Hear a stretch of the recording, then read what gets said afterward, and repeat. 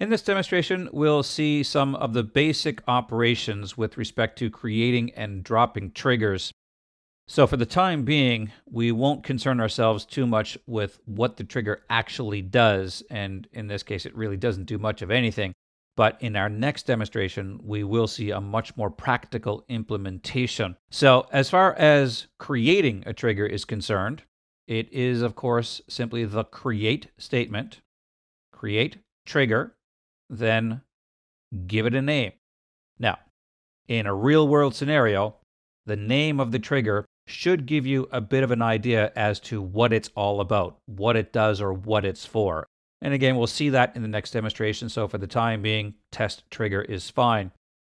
But triggers respond to changes in the database environment. So inserts, updates, deletes, those DML statements, these are what can cause triggers to fire, and they can perform an action based on the change. So you can see in the next line here, it's after an update. That is the change to, in this case, the specific table of actor. So it's on the actor table. And you can see here is the actor table. There is a triggers node for this table, and there's a triggers node for every table. So once we create this, we'll see it show up. But again, the update in this case means it's responding to some kind of update statement. And you could absolutely create a trigger for an insert or for a delete. Any kind of change can essentially fire a trigger. So then for each row that is updated, you begin your code. Okay, so again, don't worry about the code in this case. This really doesn't do much of anything, but you can see a basic idea here. I'm just setting that last update column equal to the current date and time. In the copy table, however, again, don't concern yourself with this code. I'm really not even going to execute this at all. We're just concerned with creating a trigger and removing it. So the code as to what the trigger does is always simply between this begin and end block here. Okay. So once that has been defined, that will create your trigger. And again, I'm just changing and resetting the delimiter here. So let's go ahead and just create the trigger. That has been created. So now we can refresh our navigator here, and there is the test trigger. So fairly simple to create, but interestingly enough, if you are looking to drop the trigger, I can right click in my navigator here and notice there is no drop option for triggers.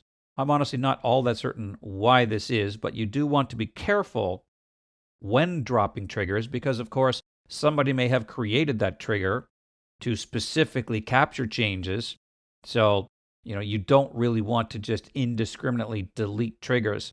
That can cause problems because once changes happen, the trigger might go looking for something that possibly no longer exists. Now, of course, this depends on what exists, but it is possible for one trigger to cause a change that in turn fires another trigger.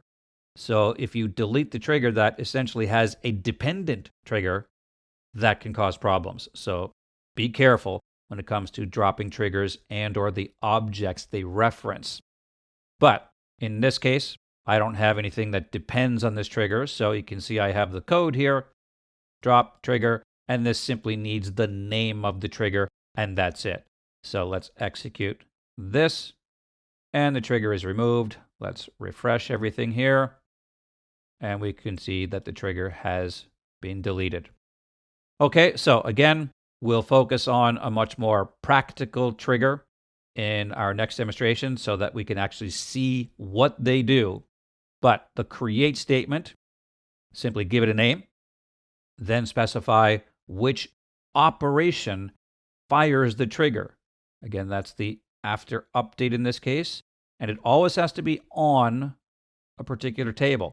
That is essentially what the trigger is monitoring, if you will. Then your code. All right. Then if you do need to delete, issue the code because there's no right-click drop option to simply drop the trigger, specify its name,